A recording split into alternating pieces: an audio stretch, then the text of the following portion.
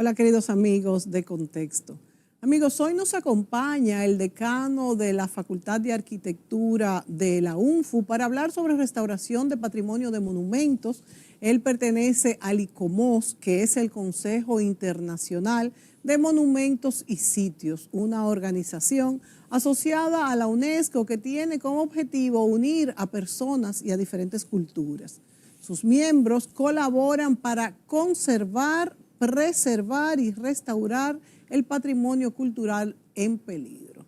Ustedes se preguntarán por qué es importante conservar el patrimonio cultural en peligro. Y para esto tenemos aquí a este especialista para hablar sobre cómo estas manifestaciones culturales que se repiten en el tiempo forman parte del acervo cultural que nos da un sentido de pertenencia e identidad que es fundamental para la cohesión social. El patrimonio cultural es la manifestación viva de la riqueza de los países que encierra su pasado, su presente y matiza su futuro.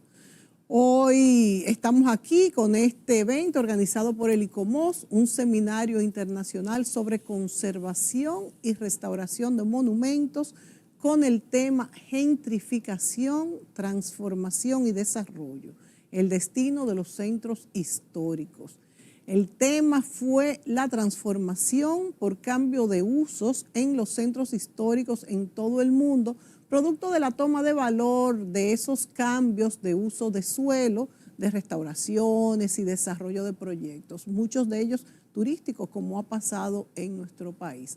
Vamos a darle la bienvenida al arquitecto Omar Rancière, quien además de ser decano de arquitectura es especialista en el área de restauración de monumentos y es miembro del ICOMOS. Bienvenido, Omar Rancière. Gracias, Mónica, por darnos la oportunidad de conversar de nuevo contigo, comenzando este año, que queremos que traiga y te traiga a ti mucha paz, mucha salud y que siga cosechando éxito tanto en tu gestión cultural como en tu programa de televisión. Que así sea, Omar, igual para ti personalmente, para la Universidad Nacional Pedro Enríquez Ureña, que es mi alma mater, siempre querida, y a todos esos estudiantes que son, bueno, son la bala de cañón de nuestro país, la República Dominicana, al que amamos tanto.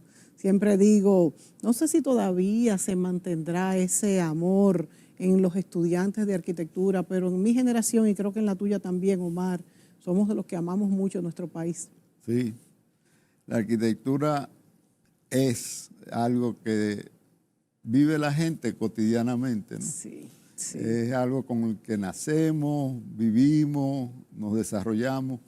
Es algo permanente y por eso es necesario que los elementos de valor en términos de arquitectura, en términos de ciudad, puedan ser preservados. Tú sabes, Omar, que yo siempre he dicho que lo que más educa es la arquitectura, son los espacios públicos principalmente.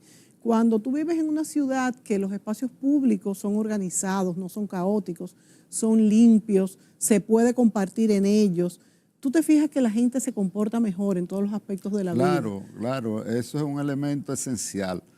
Y cuando hablamos de espacio público, yo quiero hacer una observación. Nosotros pensamos que los espacios públicos solamente son las plazas y los parques, pero las calles y las aceras son espacios públicos. No solo que son espacios públicos, sino que son los espacios públicos donde se construye la ciudadanía, donde se construyen las relaciones cotidianas diariamente. Al parque yo voy el fin de semana cuando quiero divertirme o algo, pero la calle la uso continuamente. Es como un cuerpo humano, es como el sistema sanguíneo que tiene donde confluyen las venas, pero cada venita es como si fuera la calle, cada arteria. Claro. Ahí es donde nos saludamos, donde nos encontramos, donde hay o no un trato amable, respetuoso, donde se tira o no basura.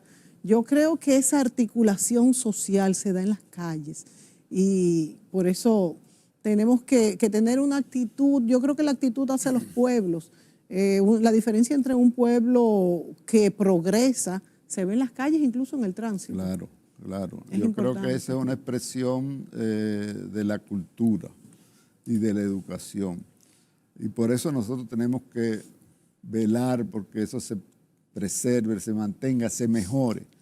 Por eso, en esta ocasión, en el 41º seminario del ICOMOS, nosotros propusimos un tema que no era trabajar con la idea del edificio y de la restauración del edificio, sino con la transformación de los centros históricos.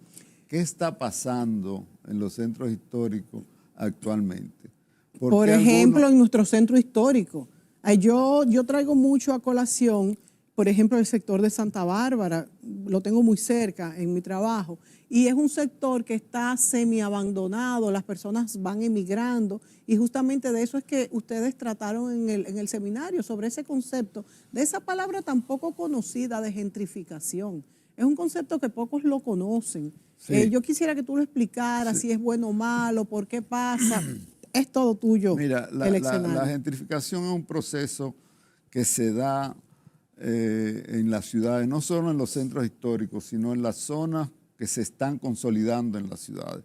Es un proceso donde un grupo social de una condición económica media, por ejemplo, o baja, es desplazado por otro grupo de mayor poder adquisitivo, porque la zona se pone de moda, por ejemplo. Y es un proceso que tiene varias etapas, ¿no? Comienza con el abandono, después hay un proceso de estigmatización, se dice que la ciudad, esa zona de la ciudad es mala, que no está bien, después viene la transformación, finalmente se llega al tema del desplazamiento de la población. Porque es una zona que va tomando valor y que hay mercados que se aprovechan de eso para invertir ahí, pero al mismo tiempo crean una distorsión en la dinámica urbana. ¿Cuál es el problema de la gentrificación? La gentrificación encarece los servicios. La zona donde antes tú te bebías un café por 30, 40 pesos, ahora te lo venden por 100 o más. Y todo se encarece. Además, saca a la gente saca a la familia del barrio, ¿no?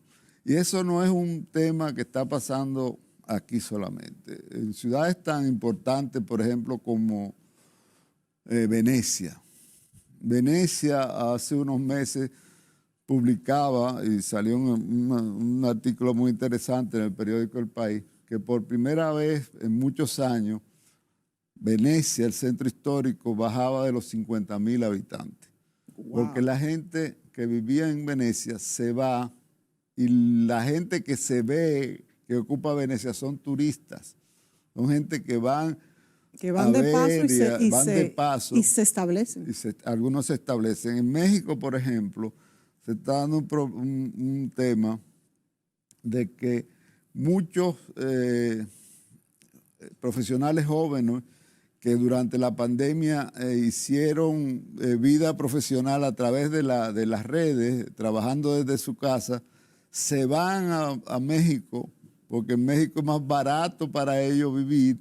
Wow. Sin embargo, desplazan a las familias mexicanas y eso va creando un problema. Porque esas familias mexicanas pudiesen formar incluso cordones, quizás no de miseria, pero también... ese es el cuco que levantan, ¿no? Si no, eso va a ser una zona pobre, una zona miserable, pero es un tema de planificación. Y por eso nosotros quisimos plantearlo en el seminario, es decir, cómo se transforma la ciudad por el impacto, por ejemplo, de esa manera de habitación que es el Airbnb. El Airbnb es un tema que va desplazando a las viviendas en los centros históricos. Y eso pasa en Venecia, en México, en Barcelona, en Puerto Rico, en Colombia y en Santo Domingo. Nosotros, para este seminario, invitamos a 3 especialistas del área del Caribe, ¿no? Un especialista puertorriqueño, Pedro Cardona, una especialista cubana, Patricia Rodríguez Aloma, y una especialista colombiana, que es Sandra Lafaire, Sandra Mendoza Lafaire, y una arquitecta dominicana que fue Marta González, que estudiaron qué está pasando en La Habana, qué está pasando en Puerto Rico, en San Juan, qué está pasando en Cartagena de Indias, en Colombia, y qué está pasando aquí en Santo Domingo. Y fue muy interesante porque las ciudades que a veces se toman como modelo, por ejemplo, Cartagena de Indias, siempre se habla que es un modelo de intervención, pero ¿qué es lo que ha pasado en Cartagena de Indias? Que lo han convertido en un parque temático turístico. Ahí no hay familia. Sí. Solamente una zona del casco histórico ha podido resistir el embate del turismo que lo ha desplazado. ¿Qué está pasando en Puerto Rico? Lo de Puerto Rico me sorprendió mucho a mí. En Puerto Rico las leyes preferencian la inversión en términos de proyectos turísticos que de proyectos de vivienda, por ejemplo. Eso ha hecho que en el viejo San Juan se pierda mucha de la calidad de vida y de los servicios que deben ofertarle a la familia, porque han sido cambiados por servicios que se le ofrecen a los turistas. ¿Y quién lo ofrece? Entonces hay una población, esa población que vivía en ese lugar, ¿se dedicó al turismo o no? ¿O lo está haciendo otras personas? Ese es el problema, es una población que se desplaza, la sacan de ahí. Que no se dedica al nuevo uso de suelo del territorio. Esa es una de las estrategias que deben plantearse, y de las cosas que se plantearon en el seminario era la necesidad de plantearse nuevas estrategias que inviertan en la economía local para ofertarla como un servicio turístico. Claro. Esa es uno de los temas, pero no se está haciendo así. O sea que se desplaza la población que vivía en ese territorio, en esa zona, vienen inversores principalmente en proyectos turísticos y los servicios lo pasan a ofrecer personas que vienen con ese centro turístico, no la población en sí, que sería también lo culturalmente aceptable. Porque si lo que estamos vendiendo... Esa es una de las estrategias. Es un tema muy difícil de manejar, pero que tiene una incidencia tan fuerte en los centros históricos, y no solo en los centros históricos, digamos, antiguos, sino esos centros históricos republicanos también. Sí. Están sufriendo ese mismo tema. Es decir, están llegando grupos que van desplazando a la población local, pero no son grupos que se van a quedar ahí, son migratorios, ¿no? Y eso implica que no le aportan ningún plus cultural, porque aunque lo puedan hacer bien, no estamos discutiendo eso, pero el hecho de que lo dieran un autóctono del lugar fuera un más. Claro. Entonces, ¿quién tendría que ocuparse de esto? Las autoridades municipales.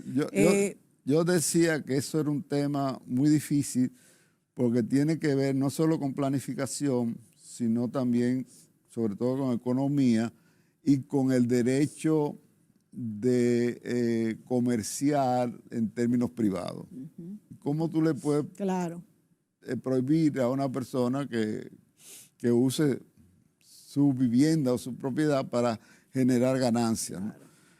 Lo que se ha planteado primero es que haya un control en términos del porcentaje de inmuebles que se puedan ofertar en eso. Es decir, un 20% de los inmuebles podrían ser un 15%. El otro tema es... Pero ¿cómo tú defines cuáles también? Definir cuáles. El otro tema es invertir en la economía local. Sí, hacer proyectos de microempresas con los residentes de la zona de manera que ellos se consoliden, que se apropien en términos inclusive comercial de la zona y puedan mantener la ciudad viva. Porque el tema del desplazamiento, el de sacar las familias de un centro histórico, es que el centro histórico se queda muerto. Es como un cascarón. La ciudad, inclusive la ciudad histórica, debe ser una ciudad viva, donde hayan diversidad de actividad, donde diversidad haya de familias, actores. donde cuando cierren todos los comercios quede una vida. Claro. Y eso para nosotros es fundamental en términos de una nueva planificación. Y no podemos simplemente seguir pensando en proteger los edificios, los monumentos. Tenemos que proteger el tejido social, que es parte también de esa ciudad histórica y que está siendo amenazado por esa tendencia. Te digo que, por ejemplo, en Barcelona los vecinos han salido a la calle a decir que no quieren ya más apartamentos para turistas.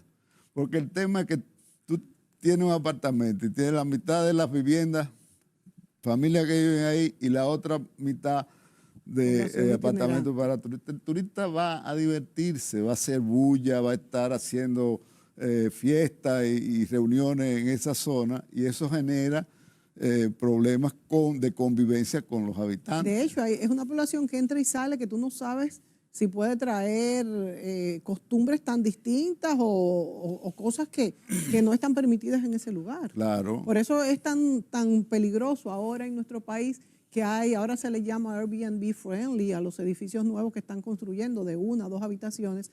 El que va a comprar en una de esas edificaciones, que va a vivir con su familia, corre el peligro de no poder aguantar lo que se llame esto. Eso es uno de los temas que se trataron. Nosotros, inclusive, como parte de las propuestas que se generaron en el seminario, se está proponiendo hacer una mesa de planificación en los centros históricos que trabaje el tema de la gentrificación. Porque la gentrificación es algo que ha estado pasando desde hace mucho tiempo. En Nueva York hay un tema de lucha de la comunidad contra la gentrificación que es histórico.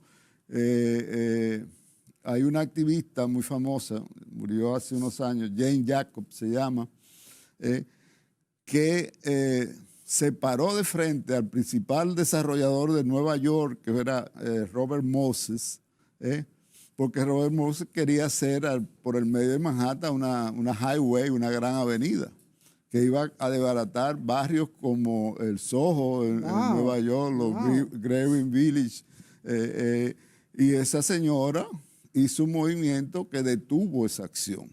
Y eso fue uno de los primeros movimientos exitosos contra esa tendencia de ver el desarrollo como la transformación física de la ciudad.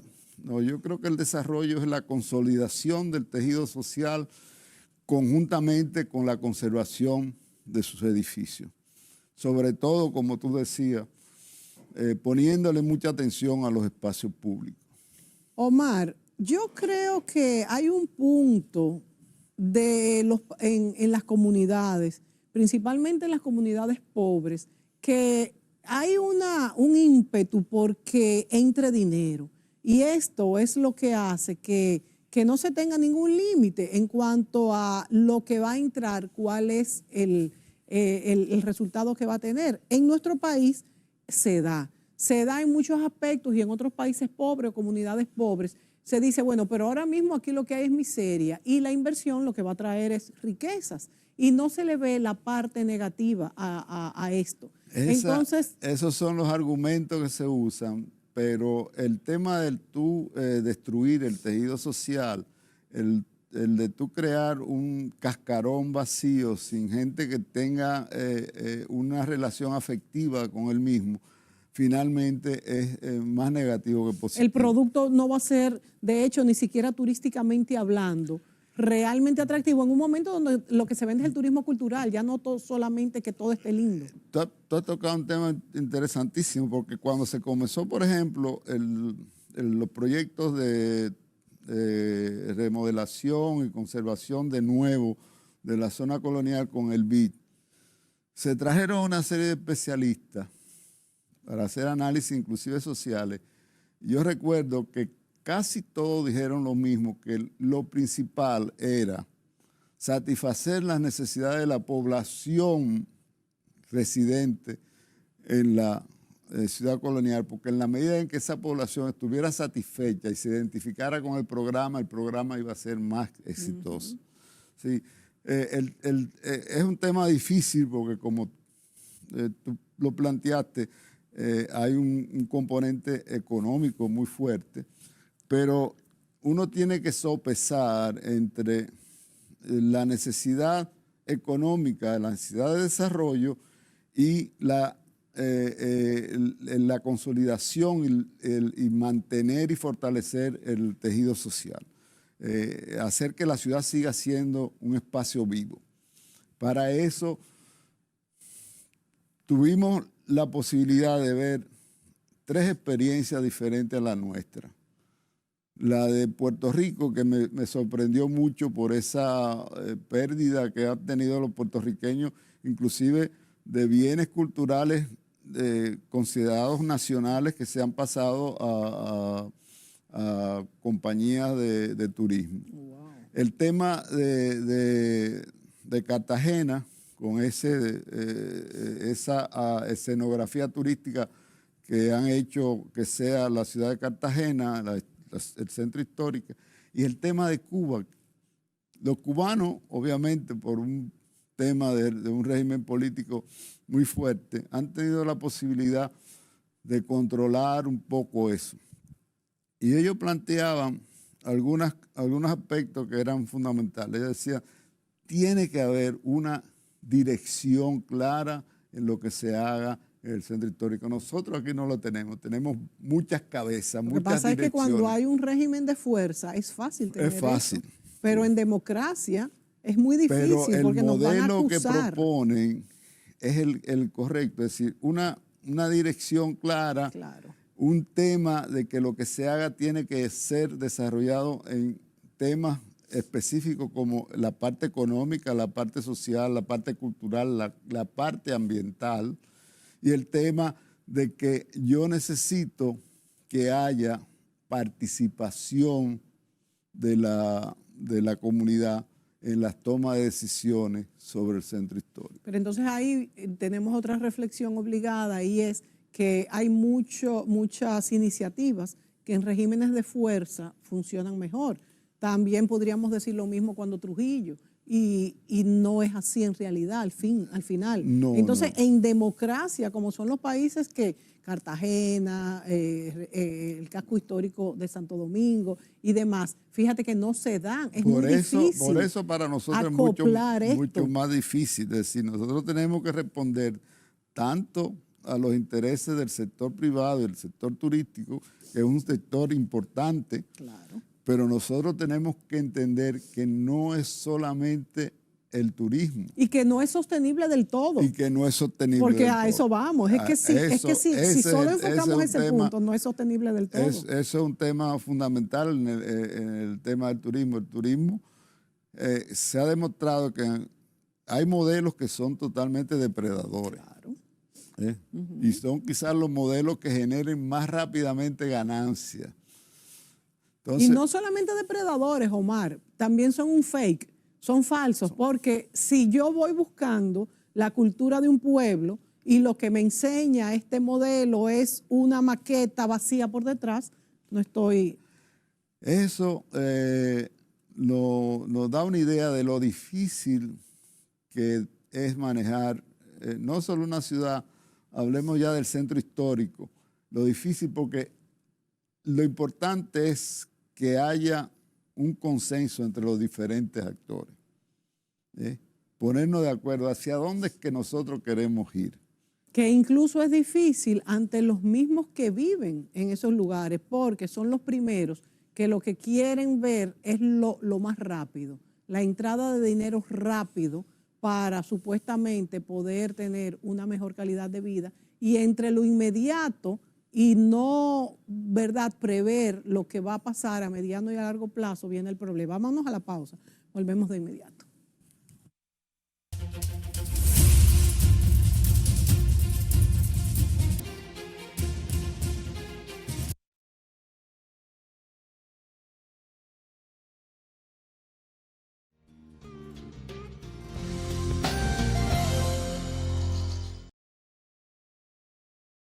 Bienvenidos a su sección, amigos, Educando la Mirada. Hoy citaremos una de las pinturas más famosas de la historia del arte universal, la Mona Lisa. Primero, ¿quién es la Mona Lisa? ¿Quién era el personaje? ¿Por qué tanta controversia? ¿Cuál es la magia? Bueno, la Mona Lisa para algunos era Ginebra Benchi, para otros Constanza Dávalos.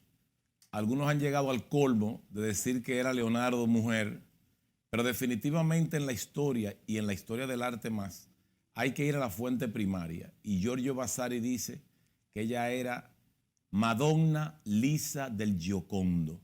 De ahí abreviando viene Mona Lisa o la Gioconda. 3 elementos son claves en el valor de esta pintura. Primero, la sensación de perspectiva, que es un logro renacentista. En el Renacimiento se logró con la perspectiva cónica, que las cosas que están delante se vean delante, empequeñeciendo el paisaje detrás. Segundo, la composición piramidal o triangular, que le da un equilibrio perfecto a la pintura, en el caso de la Mona Lisa, igual que en la Virgen, el Niño y Santa Ana. Y en tercer lugar, para mí, lo que más construye la magia es el esfumato. ¿Qué es el esfumato? Es una división infinitesimal de la forma. O sea, la piel de la Mona Lisa o de la Gioconda nos da la sensación de que está como si fuera hecha en vapor, difuminada. Y Leonardo lo logra con veladas, como si él hubiera pintado millones de puntos que solo pueden ser vistos por un microscopio, y eso crea una difuminación. De ahí viene el misterio de aquella sonrisa, una mujer que no tiene cejas y que el paso de la sombra a la luz en su rostro es casi imperceptible.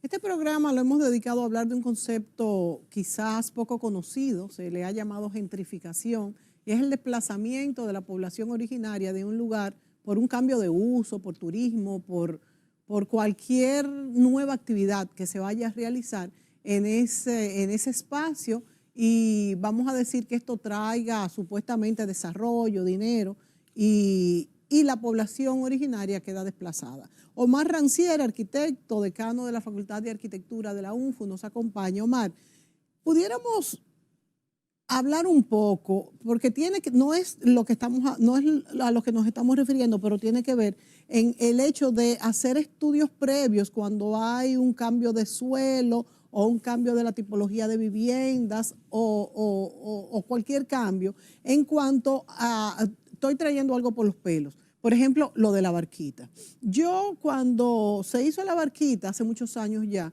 recuerdo que hice una entrevista y incluso tenía profesionales amigos que trabajaban ahí, sociólogos y demás, y se hicieron estudios de familias y demás, pero no sé cómo cambió esto. ¿Tú tienes información de cuál fue el resultado de vamos a decir, este cambio? Porque se hicieron apartamentos a personas que vivían en viviendas a la orilla del río y demás. Ese proceso que se hizo con la barquita fue un proceso que fue muy bien llevado. Y particularmente creo que los resultados fueron muy buenos. El único problema del proyecto de la barquita es que por su concepción y por su costo no es un modelo replicable. Exactamente. Sí, porque el costo fue sin embargo, enorme. el proceso que se llevó sí es rescatable. Es decir, hacer un estudio de la familia, cuáles eran las condiciones, cómo se agrupaban inclusive las redes sociales que se daban en esos barrios, la organización de la comunidad para que ellos entiendan que ellos son corresponsables de su ambiente. Yo creo que todo proceso de planificación comienza por un diagnóstico. Yo tengo que saber qué es lo que pasa ahí, cuáles son las condiciones, cuáles son los pros y cuáles son los contras, cuáles son los elementos que yo puedo desarrollar y cuáles son los que yo debo anular. Y eso supone, como tú dices, un estudio previo. Sí. Un estudio de cuáles son las condiciones y hacer una aproximación, digamos, integral. Nosotros a veces sufrimos de hacer una aproximación puntual. Y si vamos a trabajar con el turismo, vamos a trabajar con el turismo. No, pero el turismo se aplica en un territorio que tiene unas condiciones. Si no es lo mismo tú hacer un desarrollo turístico en una zona que no está habitada, que tú hacer un desarrollo turístico en una zona habitada. Entonces eso genera problemas sociales si no se hace como debe ser. Y debemos también vender nuestra cultura y nuestra idiosincrasia, Claro. porque eso nos sitúa. Ahora bien, Omar, tú has dicho que, por ejemplo, tomando este cambio que pasó en la Barquita, fue un movimiento muy caro. Pero ¿cuáles han sido los resultados finalmente? Yo no lo sé, no sé si tú lo sabes tampoco, pero se ha mantenido, Se ha mantenido, hay que darle seguimiento. Hay que darle seguimiento. Que es uno de los temas que se planteó inclusive en el seminario que tuvimos, sobre todo la cubana decía, cuando se formula un proyecto, hay que darle seguimiento. Para aprender de él. Y ver qué salió bien y qué salió mal. Yo hace bastante tiempo que no paso por la zona de la Barquita, pero la última vez que fui lo encontré muy bien. Qué bueno. Lo encontré muy bien. El tema, sobre todo, de que se generaron unos espacios públicos muy interesantes y el hecho de que se pensó en un proyecto que no fuera solamente de vivienda, sino que tenía componentes de zonas para comercio, zonas escuelas, dispensarios médicos, fue bastante integral. Pero habría que darle seguimiento y ver cómo eso se ha mantenido. Porque uno de los temas que pasa con esos proyectos es que posteriormente cambian de uso. No, y la gente los vende y se van. Son familias muy pobres, a veces tienen que vender el apartamento. Es un tema también de gentrificación. Claro, por eso lo menciono. Entonces la gente lo vende, se va. Lo vende. Con la Barquita se planteó un tema de que, bueno, aquí se ha planteado hace mucho tiempo del bien de familia. Si no es propiedad de una persona, sino de una familia. Y si tú lo tienes que vender, tiene que estar todo de acuerdo para vender. Y no se puede vender en tanto tiempo. Y por eso te lo traigo a colación, Omar, porque si hay en un lugar donde se hicieron tantos estudios y participaron personas dentro de la comunidad y fuera de la comunidad y especialistas, no sé qué ha pasado, no sé si han vendido, pero si ahí han vendido y se han ido, entonces la gentrificación siempre va a pasar.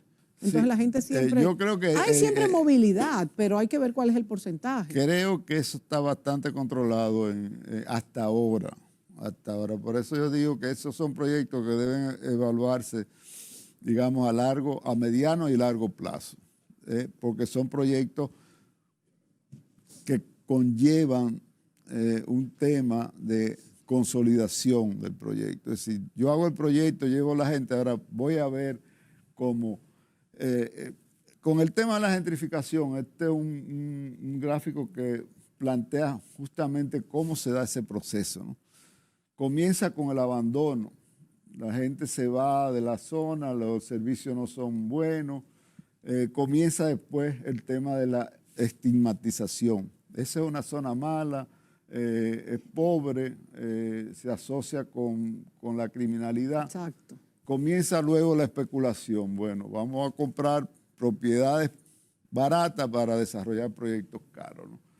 Y ahí comienza el tema del encarecimiento. Comienza a encarecer el costo de la vida, el valor del suelo, los impuestos, los servicios simples, como yo decía ahorita, el costo de un café en un bar se triplica, se cuadruplica fácilmente. Después comienza la expulsión de la familia y al final vienen nuevos residentes y aparece el tema de la comercialización. Mire qué bien está ahora, la zona que era mala ahora es muy bella, pero es un cascarón que no tiene vida, y eso es el problema que nosotros vemos con los procesos de gentrificación. Son procesos que se aceleran en el tiempo. A ver, comienzan muy lentamente, pero se van acelerando. Pero fíjate que presentan los síntomas.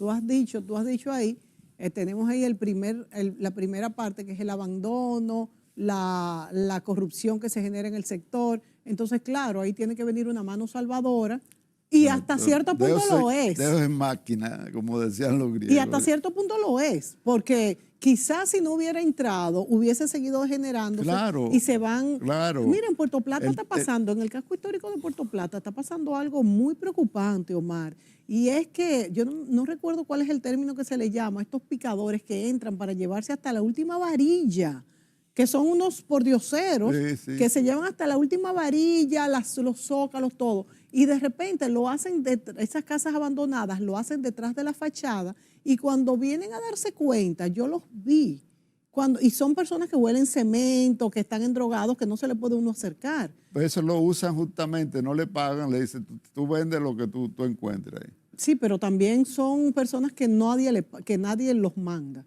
Ellos mismos, porque yo estuve hablando allá con la gobernadora, con el colegio de arquitectos que tiene representantes allá, y me dicen que son especie de bandas, de personas que viven en un gueto y se dedican a eso. Sí, pero eso normalmente se hace orquestado con alguien, no son bandas que porque si fuera así tuviéramos casi como en Haití, ¿no? Sí, señor. Eso mismo pensé yo. Son gente que tienen, detrás hay alguien que está promoviendo eso, pero es un tema que nos demuestra lo débil que es nuestra gestión en términos de territorio.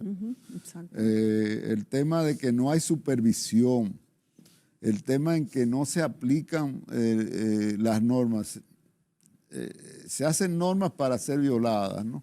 Y otra cosa, Omar, volvemos a un tema que ya tratamos en el primer segmento, de que hay muchos aspectos que los gobiernos de fuerza manejan mejor, porque en un gobierno de fuerza esto no fuese posible. Claro, yo no quiero un gobierno de fuerza, no estoy diciendo eso, al contrario, ahorita me refería a eso, pero habrá que examinarse, porque ver en la ciudad de Puerto Plata, en pleno casco histórico, esto que yo vi, en varias edificaciones al mismo tiempo, oye, llama a la reflexión. Pero eso varían los métodos. Yo recuerdo que en Puerto Plata antes lo que se hacía era que quemaban la casa. Wow.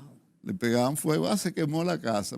¿Y qué pasa? Que esa casa no tenía, era protegida, que no podía hacerse nada y de repente se quemaba. Sí. Ahora están haciendo eso. Pero es un tema finalmente de gestión.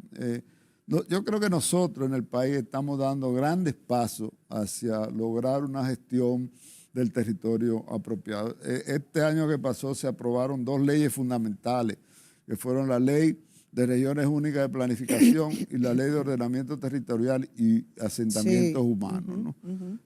Esos son 2 pilares que nos van a permitir ir modelando un marco legal que nos permita, digamos, administrar el territorio de una mejor manera. Y que tenía mucho tiempo esta ley de planificación urbana. Bueno, esa ley se estuvieron trabajando desde el 2007. ¡Wow! ¿Y por qué era que no acababan de salir? Hay muchos intereses. Vamos a hablar de esa ley ahora un poquito antes, pero vamos a referirnos. Esta es, más al paso, por favor, pasan las gráficas para ir. Ese es lo que yo decía bueno, Jane Jacobs, que hizo una oposición a la transformación de Manhattan, iba a pasar una avenida por el medio, ella logró que lo cambiaran, pero lo que veíamos antes era Venecia,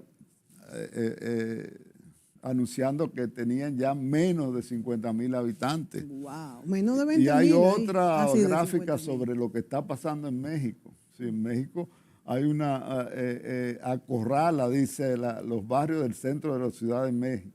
Mira cómo llaman a los que la habitan, los nómadas digitales, trabajadores remotos con salarios superiores a la media del país, aceleran la inflación y encarecen los precios de la fíjate alquiler. cómo tiene una consecuencia. Para los que viven ahí, directa, digo, ya lo has dicho durante el programa, pero miren cómo es que pasa cómo se provoca esta inflación de personas que tienen un nivel de vida mucho más alto, que vienen como paracaídas, precisamente porque ahí es más barato, entonces provocan la inflación y el que vive ahí ya no puede mantenerse con lo que gana. Entonces Exacto. es muy peligroso. Entonces, eso hay que controlarlo de alguna manera. Yo invito a los televidentes que en el Google Maps pongan la ciudad colonial y pongan Airbnb. Exacto. Ajá, eso lo voy a hacer yo. Se llena de punticos, ¿no? ¿Por qué? Porque es un tema que está creciendo. Es un tema tú lo económico. decías con los apartamentos. ¿Cuáles son los apartamentos que en términos del promotor tienen más salida ahora? No son los apartamentos grandes, son los apartamentos de 1 y 2 habitaciones. Porque se piensa seguido. Son apartamentos justamente a la medida de ese sistema. Incluso, Omar, yo he llegado a pensar que tenemos una burbuja inmobiliaria en nuestro país, porque yo me pregunto si nosotros como Santo Domingo primero y después como República Dominicana tenemos ese alcance para vender todos estos Airbnb que se están generando, porque son muchos. Eso es un tema que puede generar un tipo de burbuja inmobiliaria. Y cada vez más caros. Claro. Ha pasado en otros países que se han creado de repente muchísimos apartamentos vacíos y después hay un proceso de baja de precios. Es un tema económico y de deterioro complicado. Por eso es un tema que tiene que tener un instrumento de planificación muy bien diseñado. Y de medición. Muy bien diseñado. Tenemos que tener, como decíamos ahorita, un diagnóstico para todo. Vamos a la pausa. Volvemos de inmediato.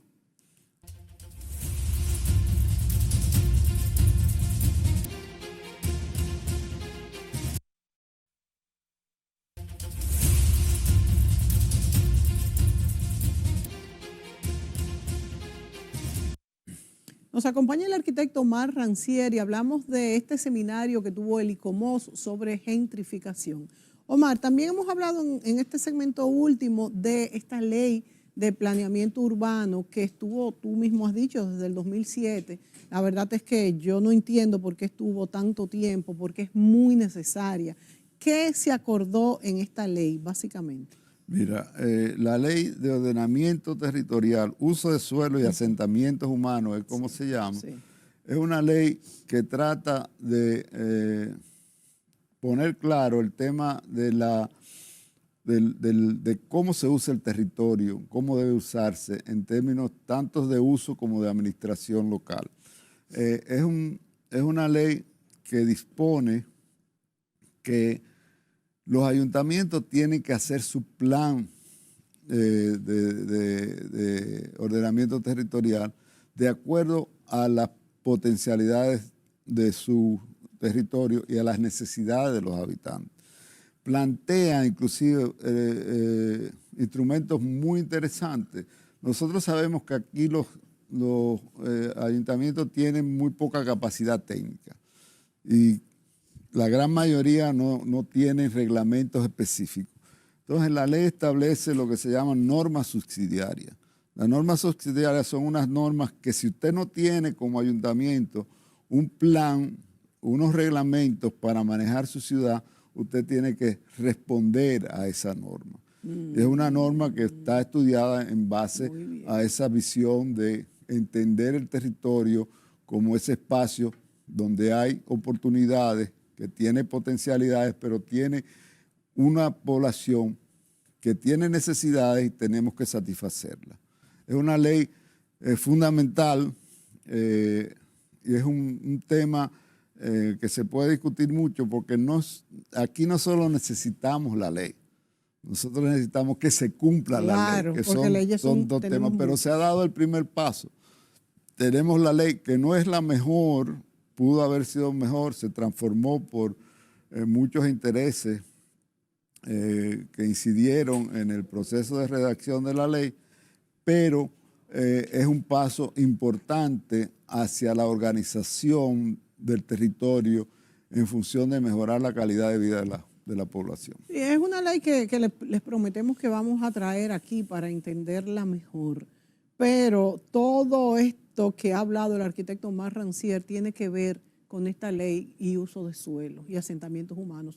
Omar, en estos minutos que nos quedan, me gustaría que tú desarrollaras un poco las ideas que llevaron estos 3 especialistas, yo diría 4 con el dominicano, sobre estas ciudades de estos cascos históricos, Cartagena, sí, Puerto Rico, La Habana y Santo Domingo?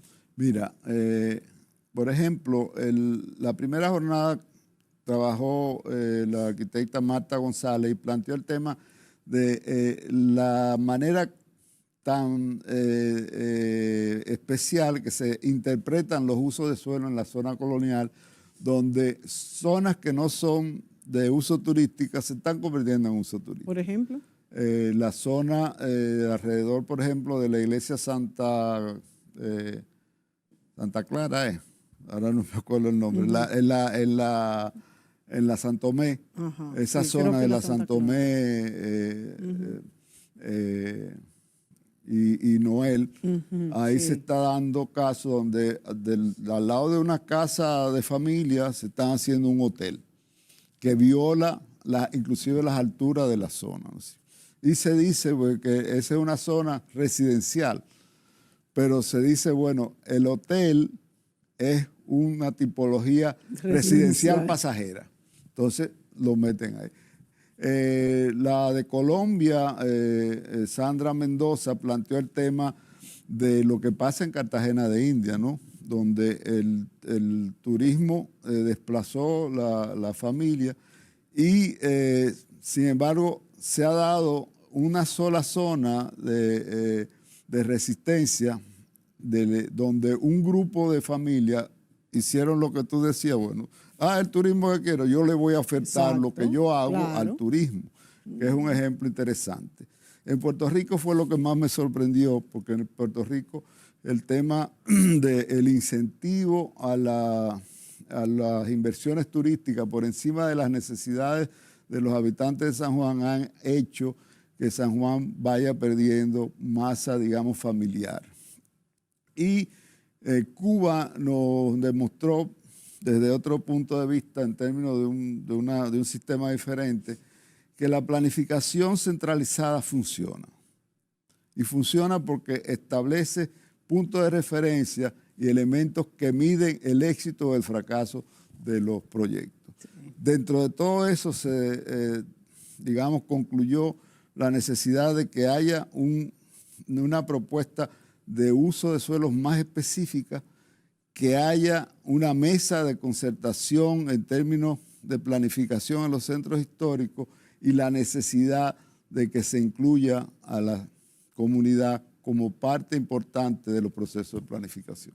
¿Qué posibilidades tenemos de practicar esto en nuestro casco histórico, que va más allá de la ciudad colonial? Nosotros tenemos muchas posibilidades porque la ciudad colonial de Santo Domingo se ha compartimizado, digamos, en la zona monumental, que es muy definida, y la zona residencial, que están hacia el norte y hacia el sur. Entonces yo creo que el tema es, al mismo tiempo de que se consolide la zona monumental, darle cabida a nuevas viviendas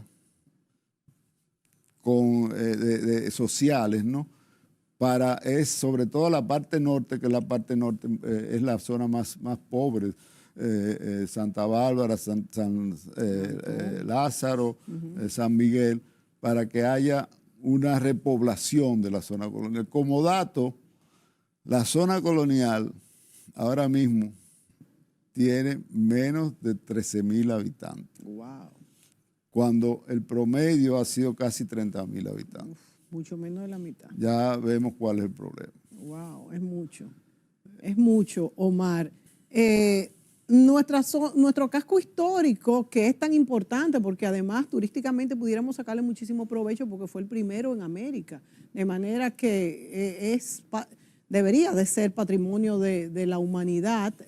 Tenemos varios planteamientos con esto, tenemos muchísimas primacías allí, de manera que es un tema muy importante y que debemos trabajarlo, cuidarlo, porque es una columna vertebral. Ya el turismo no es solamente sol y playa. Lo importante es que se entienda que el turismo y el desarrollo comunitario no son excluyentes. Exacto. Se puede hacer turismo, se puede consolidar la comunidad que vive ahí e incorporarla al proceso de desarrollo turístico. Exactamente, eso es lo más importante. Ustedes como universidad, en conjunto con otras universidades que también tienen la Facultad de Arquitectura y Urbanismo, ¿tienen algún plan para ser parte de este tipo de veedurías?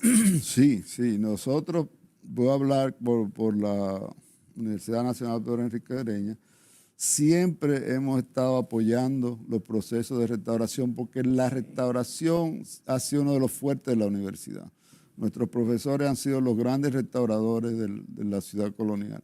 Y en este momento se está trabajando con el programa de desarrollo turístico, se está tratando de comenzar unos estudios sobre el tema ambiental en la ciudad colonial, de manera que esos procesos que se den en la zona no creen problemas futuros, sobre todo en el tema de la contaminación y en el tema del uso de suelo. Y otra cosa, Omar, que esta iniciativa del BID es muy valiosa porque definitivamente lo que ha hecho ha sido revalorización, pero ahora que se van a trabajar calles y arterias viales, no se han hecho parqueos nuevos. Eso debió haber sido antes, ya llevamos mucho tiempo hablando. El Intran ha amagado varias veces diciendo que se va a comenzar un plan. Pero es que eso debió haber sido primero. Un piloto en la ciudad colonial. Pero la ciudad colonial ahora ha tenido un déficit grande de parqueo con el tema del parqueo que está cerrado, que está cerrado del Conde. Y eso es un tema fundamental porque la ciudad colonial, cuando hay cualquier evento, ahí colapsa en términos de tránsito. Colapsa, señores, y eso no es lo que necesitamos. Entonces, de nada nos vale, volvemos a la fachada, algo que esté muy lindo y que no sea funcional. Yo creo que se está pensando, se está trabajando en una propuesta alternativa para los parqueos, pero esos son temas de los que se tienen que discutir con especialistas y con la comunidad. Definitivamente. Omar Rancière, arquitecto, decano de la Facultad de Arquitectura de la Universidad Nacional Pedro Enrique Ureña, nos ha acompañado hoy. Estos temas de tejido social, amigos, son muy importantes porque es la vida misma, es como el respirar de las comunidades. Y cuando se dañan, es como que se nos dañaron los pulmones. Omar, gracias por compartir aquí este tema tan interesante. Amigos, ustedes, hasta la próxima.